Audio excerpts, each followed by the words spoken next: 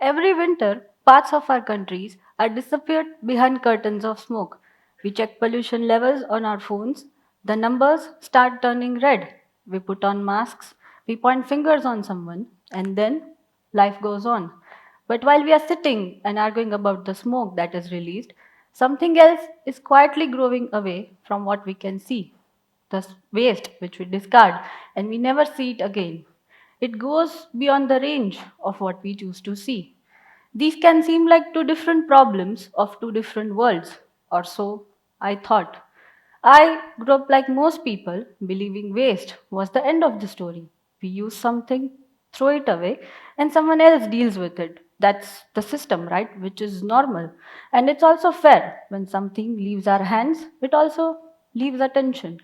But one day, one question disrupted this normal for me.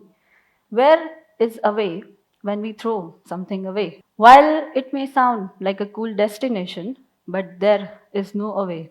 In reality, there are only landfills, fields, air, oceans, and rivers, which are shared by all of us. If you have ever driven past a landfill, you'll notice something strange.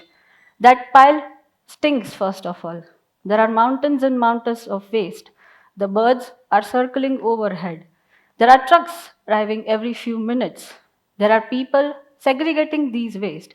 And that pile of waste never shrinks, it only grows.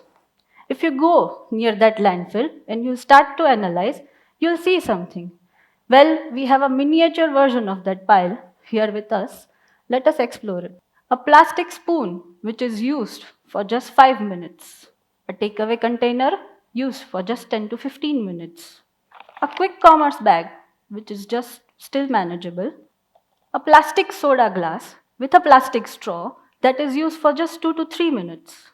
And then there's an e commerce bag which is opened and discarded just within seconds. Like we saw, most of the things into this pile are used only for few minutes, but they themselves will remain into this pile for decades or even centuries. What an irony. We humans have designed systems in such a way that the useful life of products is measured into minutes, but the effect they can give can affect and reduce years from our life. This question stayed with me for a long time. I am Forum Kundalya, and this curiosity eventually led me into working on sustainable materials and waste solutions through the startup that I co founded. We explore ways to convert agricultural residue into biodegradable products and their applications into female hygiene products. But before any of the products existed, there was something that changed fundamentally, the way I started looking at problems. Because when we are discussing where away really is, the pace of what we are moving around becomes impossible to ignore. Every year, India generates about 700 million tons of agricultural waste, and more than 100 million tons of it is burned specifically into northern parts of India. This number is so huge that if we load it on trucks and connect them bumper to bumper, the line will be big enough to circle the earth. And this smoke, when released, doesn't stay in a place, it travels across cities, villages, districts, and sometimes also crosses a state. And this smoke suddenly gets entire cities wake up under the grey sky. During severe winter times, the air quality index of these cities stay into the range of 500 to 600 and sometimes also extend up to 700 or more. Results: schools get closed, flights started getting delayed, and people face severe health conditions. And yet the next morning, we still ask the same question: who is to blame? But crop residue here is just one part of the story. Every day, we generate different kinds of waste. There's single use products, plastic packaging, as we saw. There's construction debris from the ever expanding cities. There is electronic waste from the devices we all discard and renew every few years. There is industrial waste, biomedical waste, solid household waste. And then there is a kind of waste which we rarely talk upon, which is menstrual waste. Even with relatively lower usage in India, we discard about 12 billion sanitary pads annually. Each of these pads is made with plastic equivalent to 3 to 4 polythene bags. And these pads, when decomposed, can take about 500 to 800 years to degrade. As the cities grow, waste grows with them. Urbanization increases consumption. Consumption increases packaging, and packaging increases waste. And if the systems handling these waste do not grow at the same pace, problem starts compounding, which is why the landfills expand, which is why the rivers become dumping grounds, and which is why the oceans start becoming the floating islands of plastic. Every single day, we discard more than 1,60,000 tons of trash, which is the daily household waste. And the number is enough to fill more than 8,000 garbage trucks. This, when stretched into a line, can extend up to 60 kilometers. All the numbers that I said can be hard to imagine, but the real problem here is not just the scale.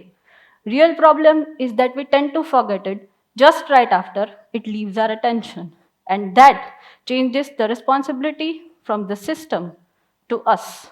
We humans have designed systems in such a way for speed, cost, and convenience. We design packaging to keep the food fresh. We design plastics for hygiene and cost purposes.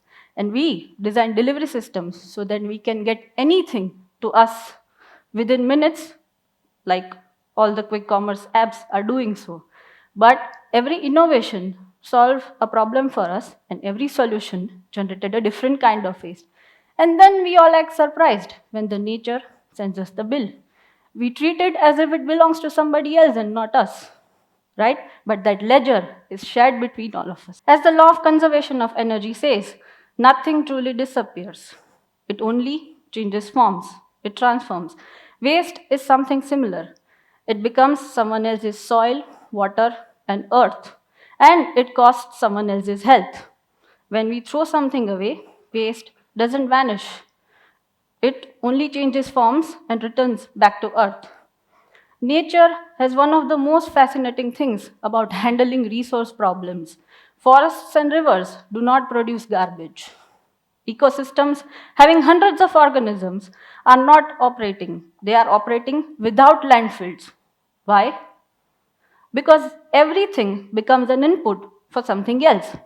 A fallen tree becomes food for fungi, which nourishes the soil. Soils support new plants. Plants feed animals, and animals return these nutrients back to the earth. Nature is used to running into cycles, whereas human systems are often linear. These systems eventually run into a wall. So we just don't need to redesign the waste or managing it more efficiently. We need to design it in such a way that waste doesn't become waste in the first place. So if we look towards a sustainable future, we must shift from linear thinking to circular thinking and from throwaway culture to transformation culture. Sometimes innovation begins with noticing these cycles. Who would have thought that an agricultural residue could become the primary absorbent raw material?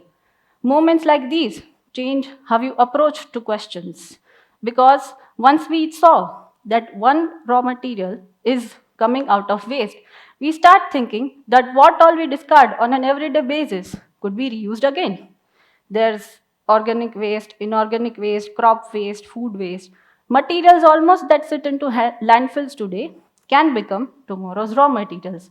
But like I said, it's not just about, you can say, managing it more efficiently. It is about redesigning the system so that waste doesn't become waste in the first place. And these ideas don't come from discipline, just one discipline. It comes out of curiosity.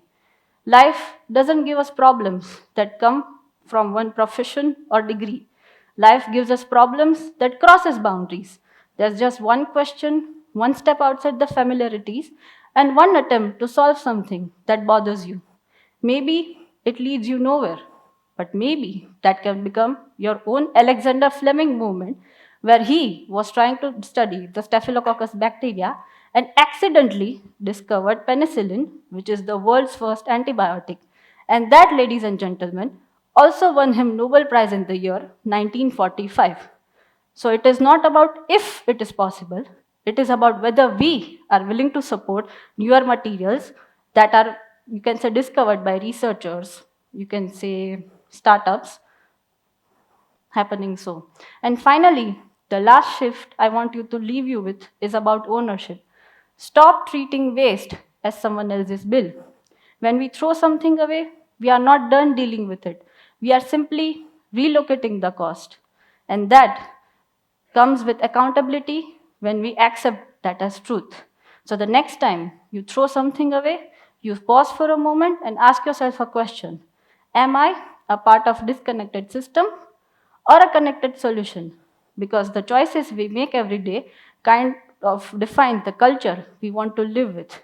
They shape markets, they shape policies, they shape the future.